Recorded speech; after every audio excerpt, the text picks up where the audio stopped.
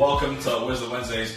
It's nothing too crazy. Essentially, what happens every Wednesday is you'll have a chance to meet a member of our team, and where we're kind of in our own home, so we're not in the studio or anything, we're literally at my house. I'm here with a great guy, which I'll introduce in a minute. But yeah, you get to join us in our house, and we just talk about some really important things that Christians typically struggle navigating. So today the topic is culture in the church, gospel drill, if such a thing exists, but also more questions around this idea of Christians and culture, essentially. Today, and it won't be every week, so don't get too excited, but today we've got a special guest with us. Josiah is with me. He's in Manchester at the moment. Do you want to introduce yourself, Josiah, just really quickly? My name is Josiah, Hyacinth, also known on social media as OGGM.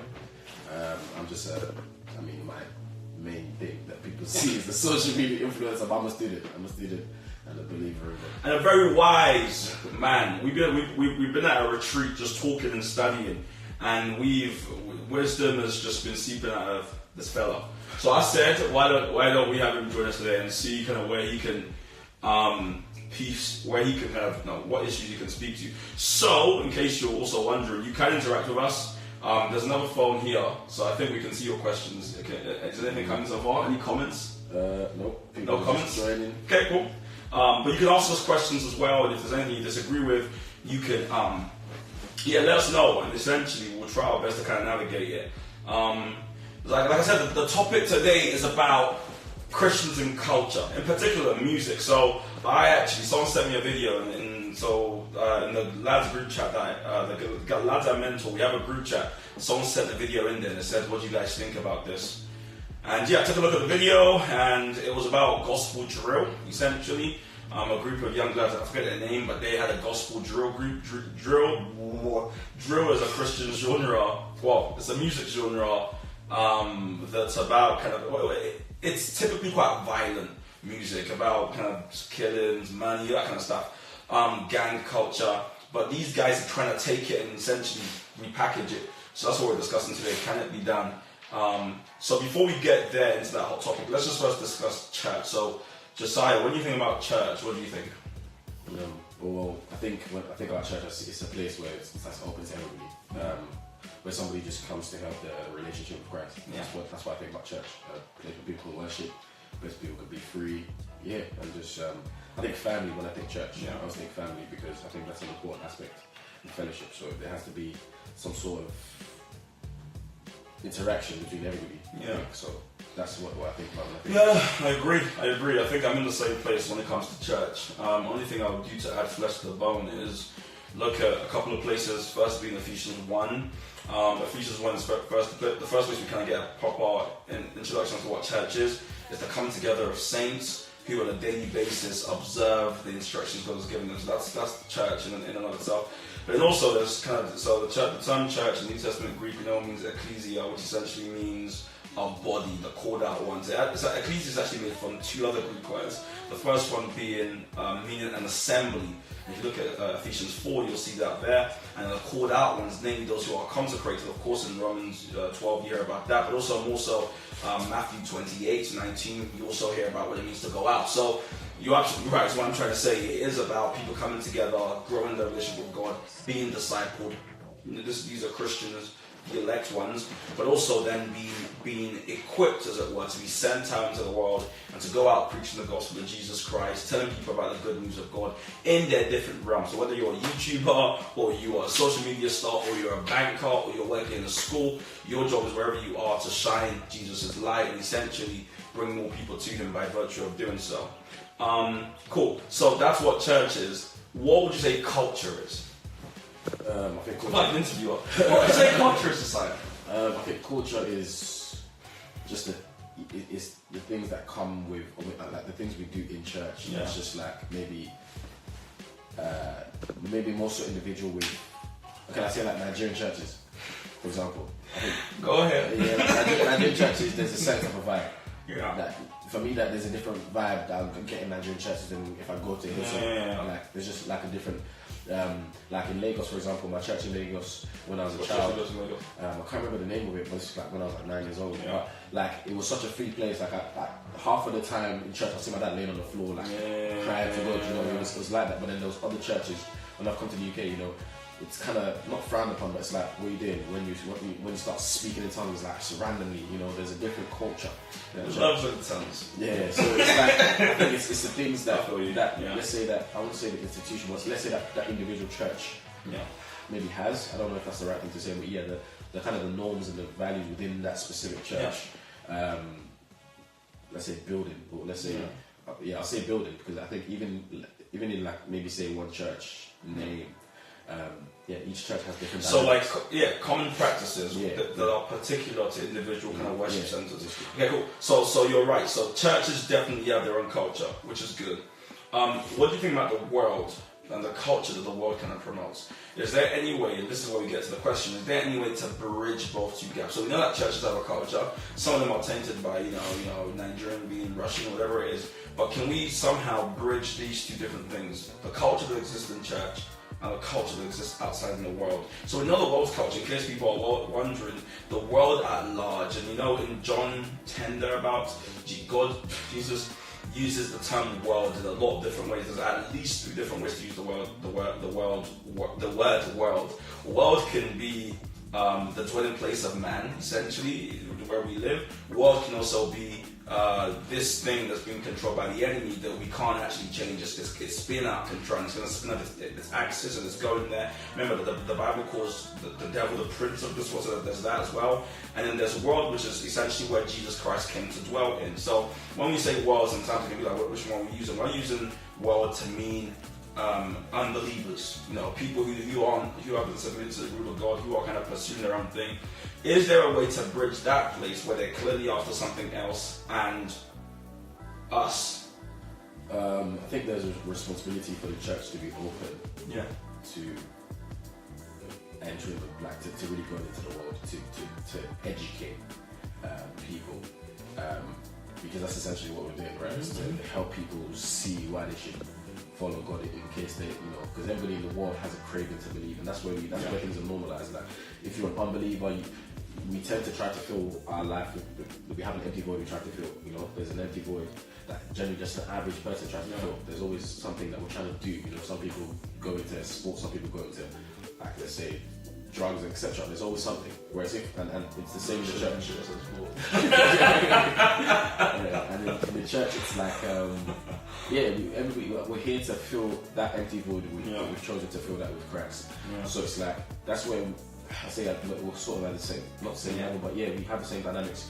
I say, it's our responsibility to, I don't know, because it says we are the light of the world, which means within the world, so like the church has to have people who may look like maybe some attributes of what the world is, because it also helps in communication with bringing those people. Because like, I don't know, we can imagine somebody comes out of jail and let's say they come out of jail, have no belief in anything, and then you as a pastor's like, you come to the church, God's going to save you.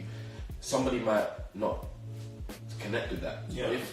If you see somebody else has been to jail, somebody else has been jail, and then they're telling you their testimony how they found God, they're not necessarily in the world completely, I guess, but they have those similarities, and then they can help. So I guess, tell me, correct me if I'm wrong, it seems like what you're saying is that we need bridges. We need some sort of bridge. I don't think we should just, there has to be bridges, because the church has to be able to take in and also to push out. But I don't believe that things in the church should just be cut down by what the world wants, definitely. But I think we need bridges, things that are easily accessible, but it shouldn't infiltrate the key things of what God needs to stay the same. To establish what he wants to be. I agree with you to some extent. And this is what I really think about the church issue. And we'll get into gospel drill in a minute. But on the church issue, I think it's actually pretty, the Bible's pretty clear about it. It's people in our infinite wisdom that seem to jazz things up. And I'll give a quick example. Imagine a bride, right? A bride who is beautiful, wears kind of a long gown, and people love this bride. The king has a practice. He takes his bride out and he parades his bride around the town. And people clap for the bride. They love the bride. Woo! We love the way you look is what they say. And the king does that routinely every Wednesday at 6 p.m. People clap for the bride, and everyone knows that's the common practice there. And then one day the king has to go to war, and the king goes, hey, you know what? Let me bring someone in to carry on this practice. So the king's going to war. He brings in a servant. He says, hey, servant, listen, there's one thing I always do, which is I take this bride around. I want you to carry on doing that.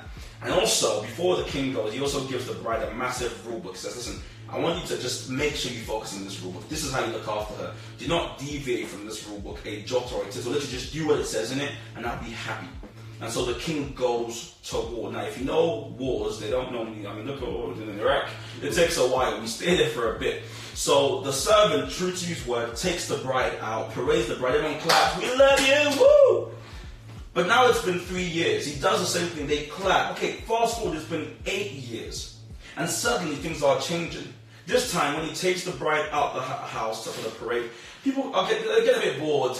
They're like, I'm not gonna lie, this bride is wearing the same thing for a year. People start complaining, why is she wearing the same thing? How come she's always, like they start complaining, she's prudish, she's boring, she's not current, she's not relevant. They start saying these things, and then the servant starts to realize people are losing allegiance to the bride. In fact, they're losing allegiance to the king. So he goes back to his room and he goes, how can I'll tell you what. He rips off the bride's clothes, makes it a bit more sexy. Get some red lipstick, put on the bride, make her a bit more culturally relevant, and then takes her out. And everyone's like, yes, now you're talking. You better move that thing. They're like, yes, we're happy now. And everyone's happy because now suddenly, he's happy now because suddenly he thinks he's restored allegiance to the bride. However, what's missing in this story is that king. Because that king will return. And when he returns, will he be happy? Will he be happy? He won't be, because the instruction he gave this man was not to ensure my allegiance. It was to look after my bride, care for my bride, take care of my bride. And on top of that, he gave this guy a rule book that he said, do not deviate from this thing a jot or a tittle. It's in that servant's infinite wisdom that he decided, I'm going to usurp the instructions I've been given, and I'm going to postulate a new way to keep allegiance to the king. Which is wrong. That was never his commission. That was not his mandate. That's not part of his job description. He did that by himself. So when we have pastors and leaders today who take the church, the bride of Christ, who they've been instructed to look after in a very set way, decide, let's flip it to make it sexy, to get more young people in. So all these kind of stuff. It seems noble and they're sincere about it, but as I always say, they're sincerely wrong, because that was never their mandate. So that's the difficulty there. The church is meant to exist above culture. When I see churches in America and the Republican Party saying, God said Donald Trump will win. What? Where? Where did he say that? And you got people on the left who say God said he didn't. We cheapen God when we make him. We cheapen God when we bring him down to this kind of flippant culture that we have, where things change. One thing's in trend and it's out. No, there's times when we bring God down to culture. One season, speaking tongues is in fashion. Next season is not. As though God's spiritual gifts work in seasons. We really reduce him down to the lowest common denominator when we take culture, when we take church as an institution and we force it down into culture. Where I do agree with you though, is that there is an absolute need for building bridges, which doesn't happen via the church. The church trains up disciples like yourself who go out into the world, and they're the ones who build the bridge, not the church. The church will exist as this body, this structure, away from culture, above culture, for want of a better word. But people are trained up. People like me and you are trained up to be individual ambassadors who go out, who go out into news and politics, into music, into videos. Like we do it. We do it that way. We don't bring the church with us, because if we do so, it becomes like any other institution. Yeah. The world is spinning out of control. Just some thoughts. What do you think, Josiah? Yeah, I agree. Are you the servant? Are you the king? Which one are you in the story? Me. I don't know answer that. I plead the fifth. Yeah, I think that's true. I think it's important to establish and to understand what part is mobile and what part shouldn't. which I think is important because like there's things in the Bible that shouldn't be. There's things that we shouldn't compromise at all. But then you also have, like I said, like it's about being ambassadors rather than. I think like a lot right now it's becoming a thing where a lot of people are trying to. It's now becoming like a competition from church to church rather than doing God's work. You know what I'm saying? And it's like we're losing like because we're allowing and changing the dynamic or changing or allowing things to infiltrate what God wants. It's now becoming less of doing God's work and more about my church is bringing in more people because I'm allowing certain things that are now in the world, and yes, it's saving people, but it's not necessarily. Is it even saving people? That's the thing. It's giving people roles that they missed in their life due to social deprivation. You get it? So of course, these people who have struggled with maybe a father figure or struggled with material things that they now see these material things and they're attracted to them. And I believe, and as crazy as that sounds, I believe in a way, like obviously God will always use everything to His gain, and that's what's important because in a way, like. That's what's happening right now. Like drill music. Okay, cool. So these people. Let's go straight there. Let's talk about drill music. I feel like okay, cool. I have my 2 points on drill music. Like I believe obviously drill music has an origin of violence and people talk about the experiences or now it's becoming more so. I'm just gonna do this because it's so like social media just suggests it's just making everybody just like I'm cool. It's cool to do this. So now these people are seeing about drill music was once about experience, but now it's more about. It's less about actual true experience. It's more about just joining the culture of I can talk about this because it makes me sound cool. But then I think seeing it in the church is for me it will never be normal. I mean I'm not someone that listens to drill music a lot, but I've listened to drill music. I get it. You didn't hear anything, but I get that. Like, do you know what? It's clever in its musicality, of course. Yeah, cool. It's great. I don't think there's anything special. But it's cool what people are doing with their music in their life. But I think me, if I go to church on Sunday, I see a balaclava. And I see like there's nothing relevant to the Bible, but we somehow brainwashed everybody to believe it is. That's never gonna be normal for me. Like imagine I'm a father and I walk into church with my child.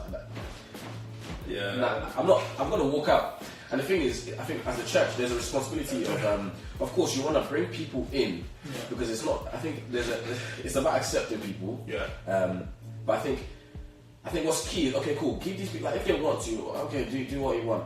But I think it's your responsibility to educate them as to why they should be more aware of what they're doing, because like, I talked about, I put notes down about how we react to people. Because so Romans 14:19 says, let us therefore... They come on now. It says, let us therefore make every effort to do what leads to peace and to mutual edification. So God can use these people. And maybe sometimes it takes getting them into the church for God to captivate their hearts. And that's why I think it hasn't bothered me seeing people trying to do drill in the church. Because I genuinely believe that if God wants to use these individuals, God just can captivate their hearts and then educate them. Because it's it says like we're coming into the church as who we are. So that's who they are. It's like providing they're being honest themselves. They're coming to the church as who they are. So if the church welcomes them as who they are, but most importantly educates them to where they should be, then it's like somebody getting a piercing, right? You believe that may be right. I mean, that's me, right? I mean, I have a piercing, and I may believe that's right, but then it'll get to a point where I understand enough to make a decision for myself, which is far greater for God because I will stand before God. And you have a personal, internal reason for what you're doing. Exactly. So then I then will stand before God at the end. So I can't just say, I did it because my pastor said so. That's still not going to get That's still not going to get me to heaven. No. I'm just respecting my pastor more than I respect God. I'm dead. But so I hear you. No. You are absolutely right. You're absolutely right. Like drill, to be quite frank, I was telling Josiah that I don't really know much about drill, if I'm honest with you. Barring the 5 documentaries I watched, I don't know much about it, right? For me, it's just it's a music genre that seems kind of dangerous, quote unquote. But then I was a massive rap fan growing up, so even if the Vic Tizzles, the Faith Childs, the Governor Beats, they had aggressive beats equally that I liked, but obviously it wasn't so much mired in this idea of kind of But they had they actually said more of a message. Absolutely, and so this is my thing. This is my thing. So rather than getting into drill or whatever, my thing is just the actual message. The message. And what I find a lot of, away from even drill, a lot of just secular music that people are trying to redeem, we'll talk about that in a minute, people are trying to redeem, is that it doesn't ever, or very seldom, is it actually the gospel there. It's never the gospel, it's always this moral deism thing, be a good person, you can get. So one documentary I watched recently was saying to people, like they were saying that their message essentially is that you can make money, you just don't have to break the law. That's nice if you work for the police. That's the police's message. That's the police's message. You can make money, but do it legally. Great for the police. For you who know that someone's soul is at stake, your message is don't break the law. Really? How about you're totally depraved and you need a savior? How about that? Because that's what these songs ought to convey, the gospel of Jesus Christ, which is that we are so far away, our sin created gap in God. Like anything that talks about that, go for it. When people are saying so, be nice, love your neighbor, it's like, yeah, but I'm dead. Before I'm alive, I'm dead. And people in their normal kind of nature are spiritually dead. Like these music or these genres very seldom tackle that real issue. So they're really nice, they're positive, and people get spun. But understand, good is not God. And that's a massive, massive, crucial learning point for us all, that good isn't God. There are some good things in this world that are not God. I think this music sometimes can be. I think, obviously, Bible, this is just Bible saying it. So Paul said everything was permissible for him, yet not everything was beneficial. That's in Corinthians. And I think that speaks a message in itself. Like, you can do what you want if you really want to, but is it actually beneficial to you and your relationship with God and to what God wants you to do and what the church wants to do? I think that's the answer. Like, I think the church, cool, welcome people, but there's a point at which you have to understand that no, this is a clash of what God is actually trying to do, and I think then that goes to your level within also the church and your conviction from God, and I guess maybe your authority. Because I can't walk into the church and say, guys, this is, get out of the church, this is wrong, because then I'm not in a position. I don't have enough authority. Plus, I don't know. I'm still here learning to even get to even maybe a certain level in church. I don't understand as well as I don't have my feet in it enough to really. So understand what's really going on. Yeah, to understand what's really going on, to be able to dismiss somebody else. That's why I said I can't dismiss someone. But like if you're a pastor that's just watching and then you're there bopping to the drill music and you're convincing yourself that this is actually for a long-term thing, that this is fine, I think maybe that's an issue. But I don't think it's not about the music or the genre of the music. It's the content. Yes, But don't you also think, so just to read a comment, by the way guys, you can send us comments if you have comments. Yeah, it's fashionable to be Christian. And it's fashionable right now to be in Jew. If you put the two together, the double fashion, right? Yeah. Down goes Fraser says, totally depraved, chai. In case you're scared, what I mean by that is, in your natural nature, you're sinful. Like you're just broken, you're far away from God, you're in darkness essentially, and Jesus purports to bring light by his death. So that's what I'm trying to say there. But I was going to say another thing. Don't you think the barometer is so low these days for Christian evangelism? People are like, as long as they come to church. Oh gosh. Okay, you know what's mad? I actually watched, this one gets me angry, because I actually watched a documentary once when one guy says, what people want these days are money, lubes, and so on and so forth. So if we have that, I was like, what are you doing that documentary? No, I don't even remember the name. It was about one thing. But I was so confused because I just said, that barometer is so low. Yeah. What? If it's just about getting people to church, I can build a mega church tomorrow. I'll just bring some girls, take off a bit of this. Like, if you appeal to people and the desires they already want in their fallen nature, right? That's not salvation. You have to keep doing the same thing to keep them there. So you bring a lot of wealthy people into your church. Of course, and you tweet that. And you keep on doing the same thing to keep them there. You aren't building souls. You're further enriching their flesh. Their flesh is fat. And unfortunately, because we think evangelism means to get people in the church. 2,000 people at our last service. Yeah. If there's a highway to hell in your church, right? You're doing the devil's work. You're doing the devil's work, quite frankly. Now, here's why it's important. Leaders, and unfortunately, you're a leader. After our Bible study today, you've accepted it. You're actually put to it. Like, you're going to be judged harsher, is what the Bible says. Like, you're going to face greater condemnation for not just things you do, but things you don't do. You see, if I left my wife with you in a restaurant, and I say, okay, guys, restaurant, and I go toilet, I come back and she's gone, and I see blood on the floor. I say, what's happened? And you said, a couple of people came and they beat the crap out of your wife, and they also grabbed her and just drove off. And I said, what did you do? There's no blood on you. You're like, I didn't want to get her. It's not my wife. I would hit you in the face. Yeah. Because I would say, what? That's my wife. Like, what? So to a similar degree, to what extent are we defending the gospel of Jesus Christ? You not to say, oh, well, that's for God to sort out. Well, no, you're an ambassador of Christ. What are you doing about these different things? What are we as a collective body? What are we saying no to? The church is allowing itself to be bent to accommodate worldly views, so that it can accommodate more chairs. And that's the thing. Like, even like. If you look at all the law changes that have happened within marriage, for example, let's not get into that deeply. But all the changes of the church has allowed it to happen. Yeah. And I don't understand that, because as frankly, this is it. Like, if you want to call yourself a Christian and do certain things that Christianity does not allow, then find a different religion. If you can't find one, create one. As simple as it is, right? Because this is what we abide by. If it doesn't cater for you, we cannot change the palette of what's been given to us. Yeah. You can't, like, God can say, okay, cool, you're meant to eat this, that, but because you don't like eating it, actually change what we're told to eat. It doesn't make sense. You have to go find your own diet. Absolutely. That's my major thing. So it's like, let's speak to a couple of people then in closing. Let's speak to a leader out there. It doesn't have to even be a pastor, just a Christian leader that sees these things going on. How should that Christian leader respond? Number one. Number two, a young artist out there who is passionate about music, really does love God and is thinking, can I use drill as an avenue to praise God? Can I do that, right?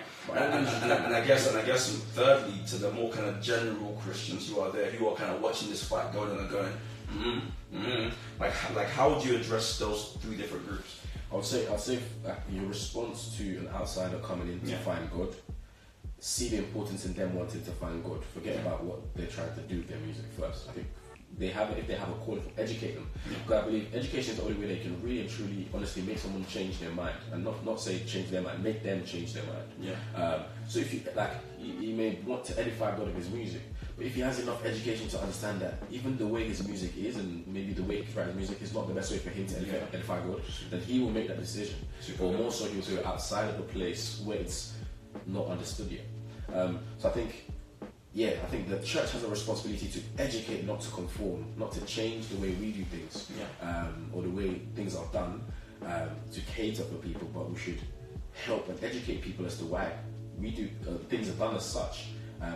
And you know what? Give them their time to make a decision if it's right for them, and also pray for them. But like I said, educate them enough to make a wise decision, because like I said, you've got to stand alone. Like no matter what church you go to, nobody's gonna say, because we come from this church, all of us are gonna go on the minibus to heaven. You know what I'm saying? Minibus. Come on, guys. Imagine, do you know what I'm saying? We'll pick you up at 4 seats. No, it's actually gonna be to stand alone. So I think that was more funny. That would be good. If you haven't been presenting if I have a good heart and I want to find something out, and I'm genuinely trying to find something out, and you don't provide me a good enough information or good enough information, then is it so much my fault?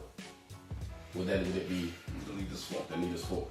And that's the case, because even when you go to heaven, there's people who are held accountable for you. There's things, so that is also taken into consideration. But at the end of the day, you still stand alone. You have to defend yourself. So I'd much rather, if I was a drill artist, I can understand that's my experience and that's what I'm rapping about. I'm talking about my reality.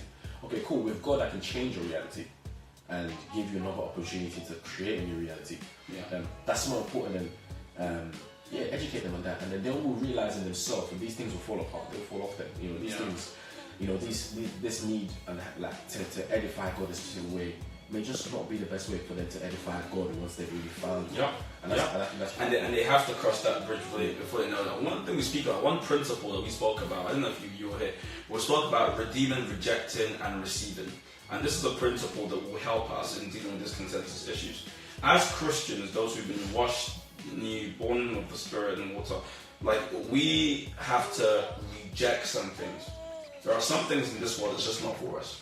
You know, there's some things that someone says, hey, look at this, and you go, no, we don't want it. And you have to learn to say no to some things. And the church, unfortunately, has been led by some people who have such a low view of God that they think anything that helps us be expedient, we have to have it. You know, anything. A chance to meet with like a Satanist is like, oh yeah, you know, he has a big platform, and you're like, oh my Lord, reject some things, man. Reject some things. Like Daniel, when he got to Babylon, and they said, do you want some? He said, I don't eat that meat. Okay, he rejected it because there's some things that our morality or our moral compass that's been shaped by God, right? It should lead us to say no to some things. I don't do that, bro. However, there's some things we can receive. Some things are not, you know, they're almost more morally neutral. It's like, okay, whatever. You know, that's not that deep. I don't mind. An example would be if someone told me, oh, you know, Michael, I want to pierce my ear. I'd be like, okay, or I'll probably say, chill, man, that's not deep. But I wouldn't write a thesis on that, quite frankly. I don't think there's enough grounds for me to write it. I don't really care. That's such a random thing. Give them something that they can give them some advice. No, but for me, that's something I can receive. You know, I can receive that. Not so, like that. Now, leadership is different because leadership you're signaling. Hence why if you're leadership, there's something you can't do. Not because it's right or wrong. It's just because in your position, other people follow you. So there's that kind of element there. And there's some things you can redeem. And these are things that start off a certain way, but if you work at it, if you pray, if you wait on God, you can shape-shift it, you know, and say, okay, cool, this thing is bad, but if we just do that, it can be good. So, for instance, we know that in the New Testament, there were moments where Paul would take, you know, poets and people you know, pagan poets, and he would quote them and then redeem it to show people about God. So there's a I forgot where it is. It's an act somewhere where you know, there's a statue, and in the statue there's an inscription that says to the unknown God, and Paul essentially tells him that unknown God is so something you can redeem. However, in this whole process, you have to be led by a strong commitment to God's word and His Holy Spirit. Otherwise, you will go lots of different ways. And I think these days, we have leadership that quite frankly, I don't think God's word is as powerful as it is, and God's Spirit is as powerful as they think. I've got to jump in front and use my brain to really calculate it. No. We are wise when we proclaim the word of God, and we trust it, and we trust ourselves less. That's when we're wise. We are wise when we stop trying to repackage God as though he's some sort of brand and trying to redesign him. We are wise when we exhort to the explicit gospel of God, make it nice and clear for everyone to understand and engage with. That's when we are wise. Not when we go to one course that tells us, here's how you jazz up the gospel. No. Then we are playing that game, that dangerous game, the servant in my story played, where he tried to be wise in his own eye. We're going to say some closing remarks, but I want to read some comments that we've had so far. Downgoes Fraser says it's in Acts 17. Thank you, Downgoes Fraser. There was something else for the He said, redeem, receive, reject. I like that. Amen. So someone else said, can we reclaim culture? And how do we reclaim culture? I can't remember how it's phrased. Okay. But how do we reclaim culture? Or can we reclaim culture? Okay. Well, it's 30 minutes long, this section. And we're currently over 30 minutes. But we'll indulge it anyways, just because do you have an answer? I don't know. I think stand by the word of God. Yeah. Stand by the word of God. That's a cop-out. Yeah. Is it true? No, you've answered it already with redeem, reject, and receive. Because you have to reject certain things, and the things that are redeemable will be redeemable so long as you're standing in the word of God to that issue. Yeah. I think that's, So can we to answer him? I mean, we'd have to find out exactly what it means, because remember we defined culture at the start. Maybe if you joined us late, watch the whole thing. Someone said, I think someone says, are there some elements of culture we can reclaim? I'm not sure. A bit too late though, because the church is so big in the world that when you try to reclaim certain things, it's probably already had an effect, and people have already become normalized or something. Yeah, I think I mean, I don't really see us as having a culture war with the church. Sorry, with the world like that. I don't think it's about us trying to change. This is why I don't think it's the church's role to go into culture and try to change the law and try. Some people have been called to that, and on a nominal level, they might go into politics and try to change things. Great. But the church is an institution that we looked at, Ephesians 1, Ephesians 4, Matthew 28, that the church as is described in Acts 2, like that thing, I'm not sure is a structure that's meant to go out and be fighting. So for instance, the way we have like Qatar, where there's like a Muslim government where they rule back, I don't think that's our calling. Our calling is to exist above culture, but to dispense individuals, disciples, that go out into different facets of the world, and they minister there, they show the gospel there, and in that darkness, that single flicker of light, it seems even brighter than it normally is. But we're going to end there. If you join us for this whole podcast. For this whole podcast, yes. If you join us for this whole for this whole broadcast, then thank you very much.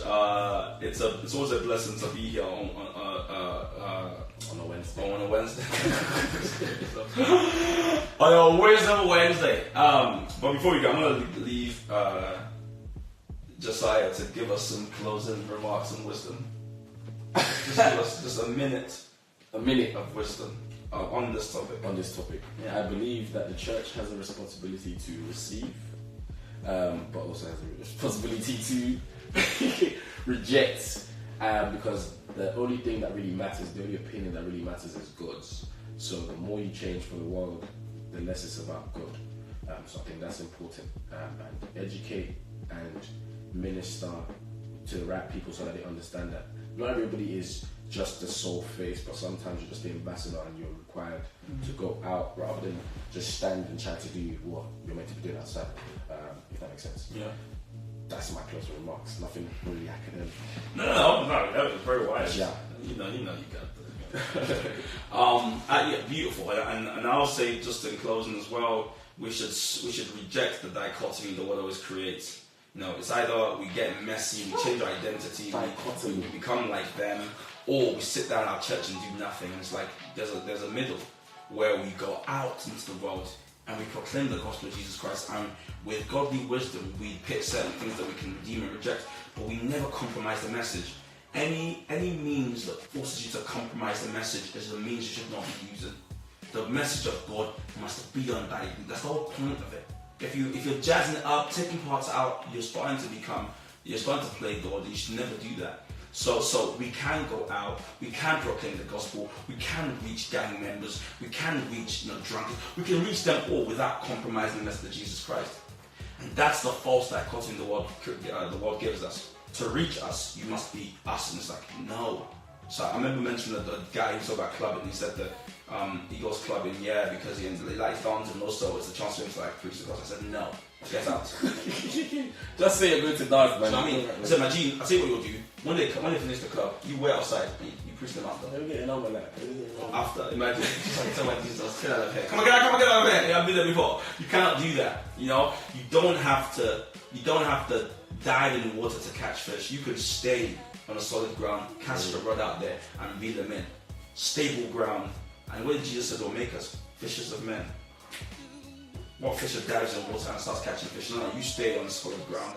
So I hope that in some ways help us with discussion. Now, of course, we're not going to solve it in this one episode.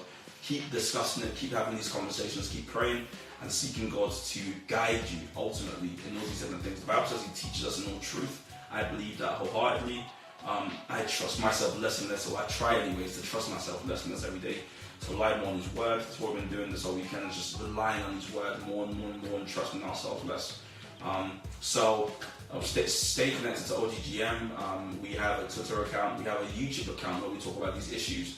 And you can watch them, pause things, rewind, comment, everything. That's our God-given mission on YouTube. And literally everywhere else, from Twitter to Instagram to Facebook, it's all our God-given mission. So join the mission, because ultimately it's our God-given mission. Thank you very much for watching. And we're out. How do I